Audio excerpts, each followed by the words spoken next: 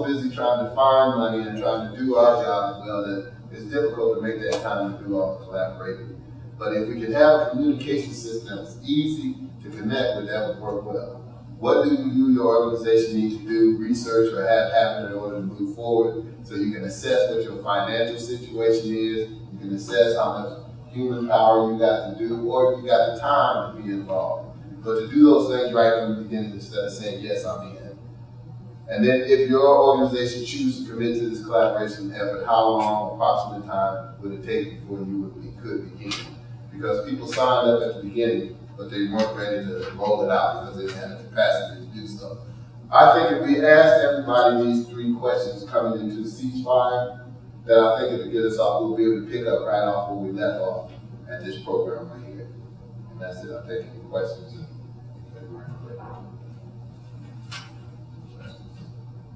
Dealing with street organizations, what model, because you said you were surprised that the information the police was sending about, what model, in the sense of leadership, did they say that these organizations was under? I mean, because one of the things I constantly run into that bothers me is that we still looking at gangs in the old paradigm.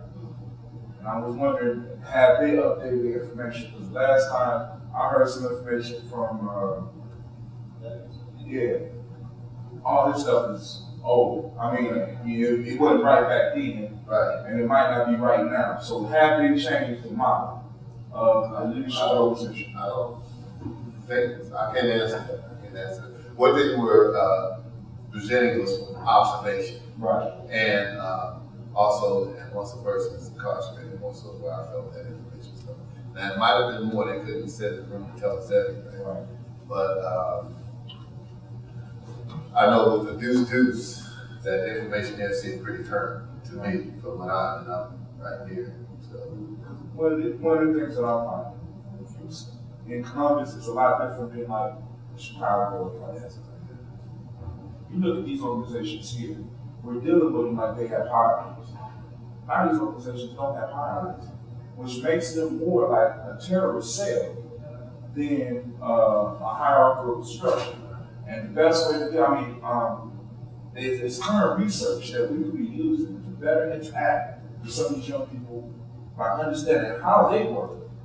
You know what I'm saying? And use how they work to get them going in the proper direction. And I hope that the police department is at least exploring those things. And I wouldn't know exactly where. I do know that they understand, because I talked to Thad about the blocks. People getting more back to the block organization, where you know, we were thinking that it was more Crips, Bloods, folks, and all of that, but they started going like over in Livingston Avenue area.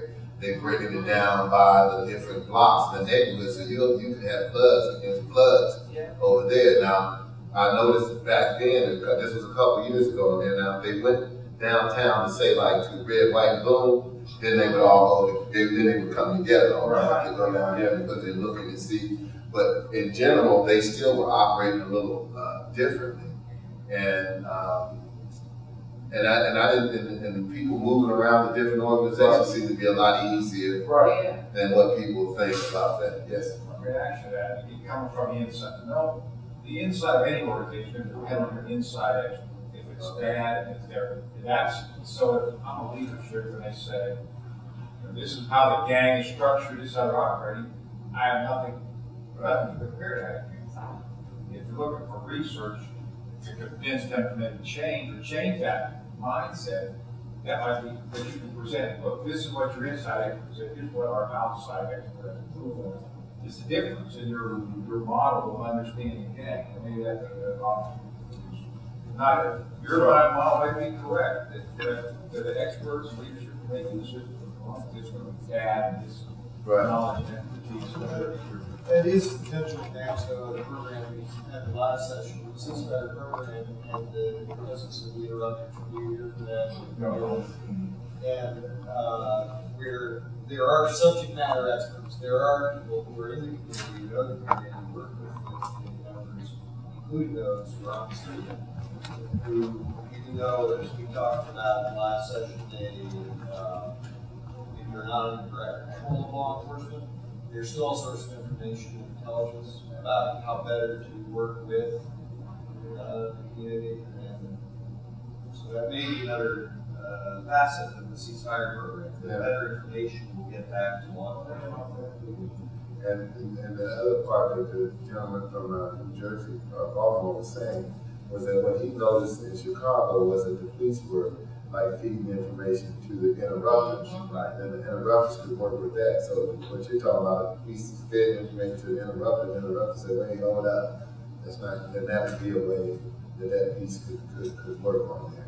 Because I constantly change. Like look, 2 years ago it was colors. Now everybody in white T-shirts. You know what I mean? And They're that. Because one of the things, for a long time I haven't noticed that. And I read a book called Starfish and the Spider. And it clicked because we still look at a lot of organizations as like spiders. You cut off the head of the spider, spider died. Cut off the head of the snake, he died. You cut a starfish into different pieces, that starfish is going to grow 7 different starfish. And when you look at these street organizations, you go in and take out who the head is, and they don't have a training academy for leaders. So obviously it's something organic that's happening, and they mimic it, and that process mimics how our human cells do. You know what I'm saying? There's not necessarily a leader. It's that we all agree on such and such, and we all can work towards this. And at any given time, any one of us may be able to step up and be the leader. And if we understand that, it'll be easier for us to deal with those organizations rather than going out and looking for an individual that's in charge. right. Because I have never seen that. Actually, the last time I seen that, a possibility of that was no. Oh, yeah. You know what I'm saying? Yeah. That was that era back then. Right. You know what I'm saying? Right. Because he put out a call and he'd get Right. a large number of the cards. From different organizations. Right, from different organizations. You know what I'm saying? So, Yes. Earlier that we were talking, it's something back saying like this, that we should not focus, and you're talking about, we should not just focus on trying to fix it now, but trying to prevent it now more and more. And we have to figure out, not to leave them on their own. Kids have programs for them to do other stuff. You're saying not just sports, academics too, things that will keep them off the streets, off positive employment, vaccine, community service, things that not necessarily are tedious for them, that are fun for them, and teach them values and not keep them near bad influences, because they need role models. The more positive role models that they can have, then the less likely they're going to be looking at, like you said, where we don't know who the leader is. There is no leader. Everybody's kind of like a brotherhood, and somebody goes down, somebody's going to take charge and say, okay, we're going to move towards this direction, and that's when the adaptation comes. Right. Well, I will say this because I know we only got a few minutes. We had something we wanted to tell.